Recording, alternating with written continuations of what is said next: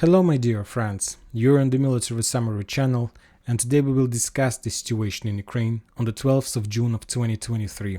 Today we have a lot of very interesting updates, so let's start. The most important and the most interesting updates are coming from Vremivka tactical bridgehead.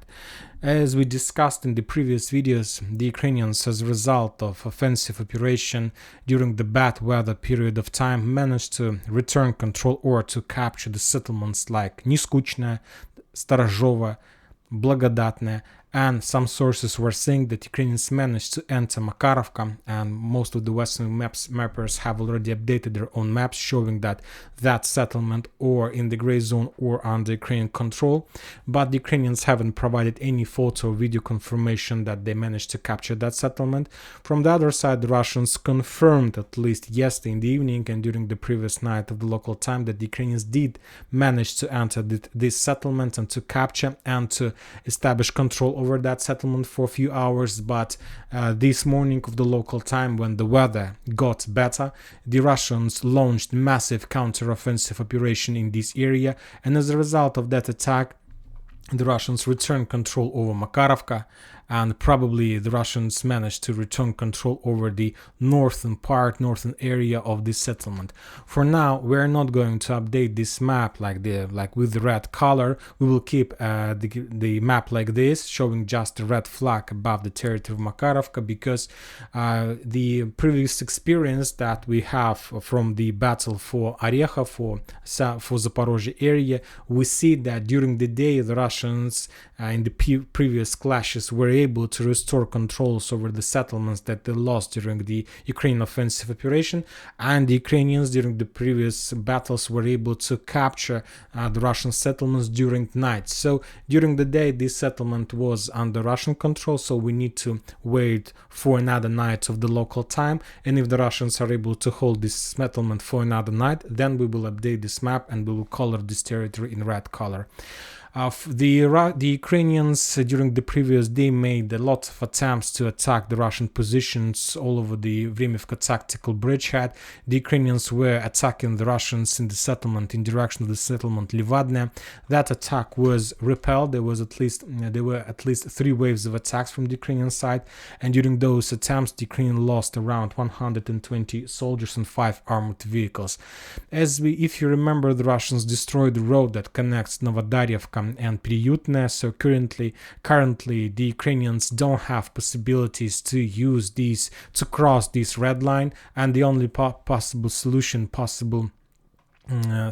that they have is to attack in direction of Vremivka. But we saw, based on the previous experience we have of battles in this area, we saw that the Russians managed to repel every single attack from the Ukrainian side in this direction. So I believe and I expect that during the next day the Ukrainians will not make any attempt to attack in this direction, because the Russians do have very powerful fortification area in Vremivka, and as I understand, Vremivka is the tactical bridgehead, tactical position that Ukrainians are trying to capture during the first phase of the battle for Vremivka tactical bridgehead. This settlement is located on the hill, and probably from this settlement the Ukrainians will be able to control the southern part of Vremivka tactical bridgehead, and everything that Ukrainians did during the previous days was just to capture this settlement, because, for example, as we discussed yesterday, the Ukrainians captured Makarovka, and the purpose of that settlement, the main benefit that this settlement could bring to the Ukrainians is to cut supply road that goes from Vremivka to Staromayorsk, and the Russians understand this well, so this is the reason why they took a decision as soon as the weather got better to attack in direction of Makarovka. And furthermore, as the weather got better, the Russians started using their aviation, and today they published the video of attack of Su-25 towards the Ukrainian upon the Ukrainian forces that were attacking somewhere in Zaporizhzhia area. As you can see, based on the video, the sky is completely covered with with clouds, and that video was made in the morning, but during the day the weather got better, and the Russians are saying that within the next 3 days they expect sunny weather, and probably the Russians will make more attempts to return control over those settlements like Blagodatne, Starozhovo, Neskuchne if the weather is going to be sunny. If the weather is going to be bad as it was yesterday, then the Ukrainians will make more attempts and they will try to cut the road between Vremivka and Staromayorsk. This is the western flank of this river, of the Vremivka tactical bridgehead. Now we're going to the eastern flank. And the Ukrainians made few attempts to attack Urozhaine from the north. The Ukrainians were attacking Novodonetsk and Novomayorsk. All those attacks were repelled by the Russians, but the Russians confirms that the Ukrainians, as a result of those attacks, managed to capture these forest lines. And currently their positions located right in front of, on the north and the northeast of Urozhaine. Probably the Ukrainians will try to develop this line to the south. If they are not able to enter this settlement, they will try to secure their flanks for their mechanized forces to continue advancing to the south in direction of Kremenchuk. And the main purpose of the Ukrainians in this area is to cut supply road between Kremenchuk and Staromlynovka.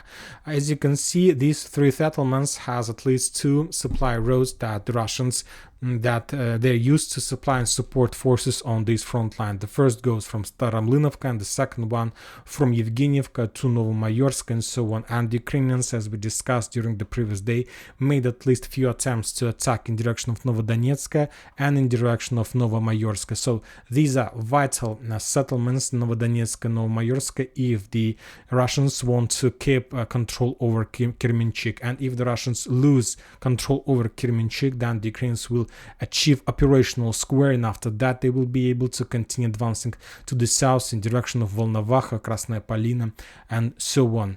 The Russians reported that during the day they attacked positions of the Ukrainian forces in Velika Novoselovka and in Prichistovka, Neskuchne, Vremivka, and they were attacking the Ukrainian forces of 1st Presidential Brigade, 128th Defense Brigade, 31st Mechanized Brigade, and 1st Tank Brigade. As you can see, based on this information, we see that Ukrainians the second day in a row tried to use the old Ukrainian forces and the forces of the 37th Brigade, of 23rd Brigade. They took a decision to send back, or at least to give them some pause to recover their power, their forces, and probably within the next few days they will start using them one more time, and they will restore attacks in direction of Staromlynovka.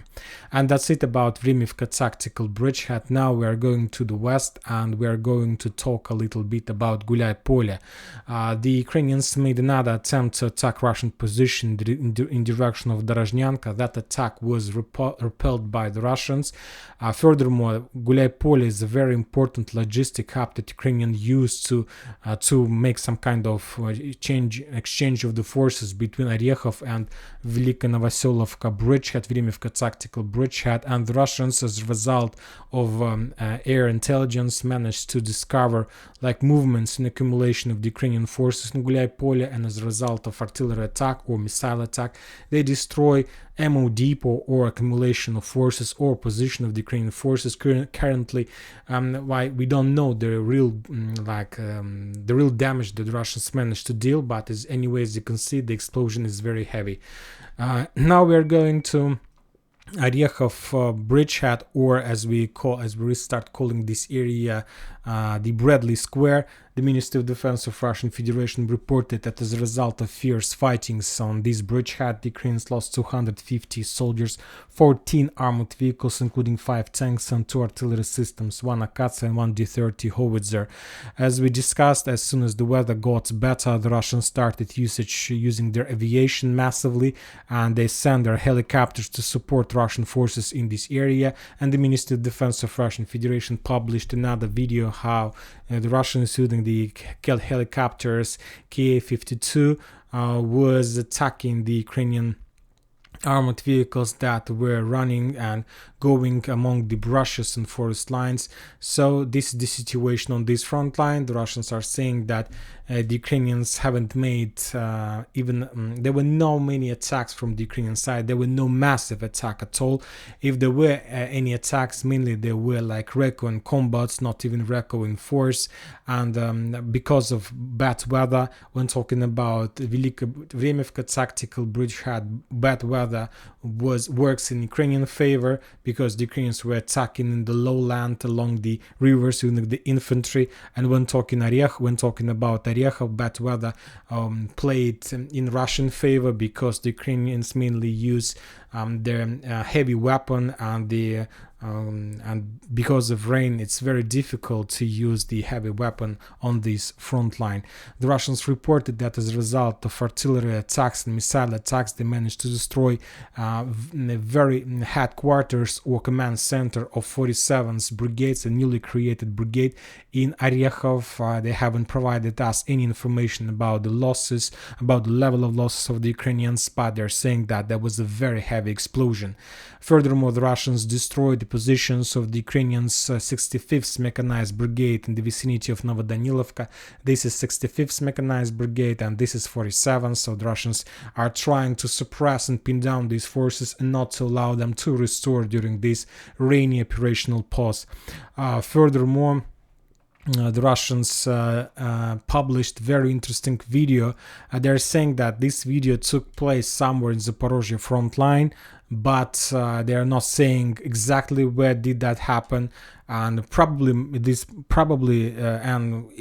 is a chances that this video is just speculation from the Russian side or another fake. It's up to you to believe or not, but I believe that I need to publish and we need to discuss this video.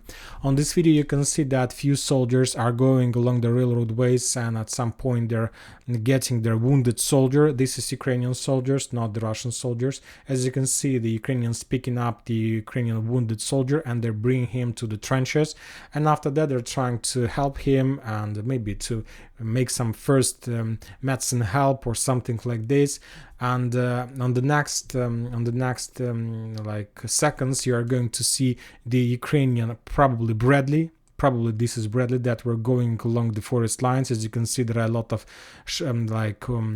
this area was under artillery fire. Probably this is the trenches that were captured by the Ukrainians. So this Bradley entered these Ukrainian positions, and after that this Bradley started attacking the Ukrainians who just entered trenches while trying to help their Ukrainian soldier who was wounded. The Russian sources are saying that that was the video of the real video confirmation of the usage of anti-retreat forces.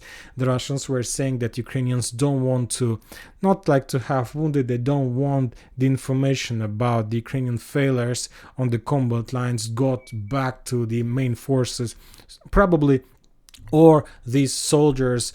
You know that I was read very interesting article. When you see a combat, when there is a very real battle, and when your friend or your comrade is wounded in the battlefield, of course you want you have like a choice, or to continue clashes and continue storming operation, or you can stop offensive operation and to try to save your soldier. And of course, from one side you're doing good job, but from another side a lot of people understand that this way you're trying to avoid and not to take part in a suicide offensive operation. So probably that was the case when 5 soldiers were trying to help one soldier, and probably some kind of anti-retreat forces like Ukraine Volunteer Army took a decision to punish those soldiers for because they left their position somewhere on the combat line or something like this. Now we are moving to the Ministry of Defense reported about clashes in the vicinity of Lapkova. The Ukrainians during the previous 24 hours made a lot of attempts to attack in direction of Zherebyanki. Those attacks were repelled by the Russians. The Ukrainians were attacking in the direction of Petykhatki. Those attacks were repelled as well. And during the previous day, the Ukrainians made another attempt, the first attempt to attack Lugova.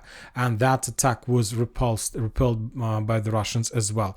We haven't received any updates about the losses on this bridgehead, but anyway, because of bad weather, those were real records in combat. Now let's talk a little bit about Energodar and this settlement, this area. As you know, the few days ago, the dam, Khanova-Kakhovka dam, was destroyed, and currently there is a very big problem with water in Dnipro. We saw a lot of videos from this area, and today the Russians published another video showing the results of that situation in the vicinity of nuclear power plant. So as you can see, this is the nuclear power plant, and this is cooling pond of Zaporizhzhia power plant. And as you can see, the water in the vicinity of this cooling pond have the level has been reduced, and but when talking about the cooling pond itself, we see that the level water is on the same level and that there are no changes. So probably the Russians were trying to show that there are no danger, no problems with the Zaporizhzhia power plant. So this is at least a very good piece of news when talking about the nuclear power plant. Now let's move to Avdiivka and Donetsk front line. The Ukrainians made few attempts to attack the Russian positions from the north, from Krasnogorovka in direction of the northwestern part of Marinka.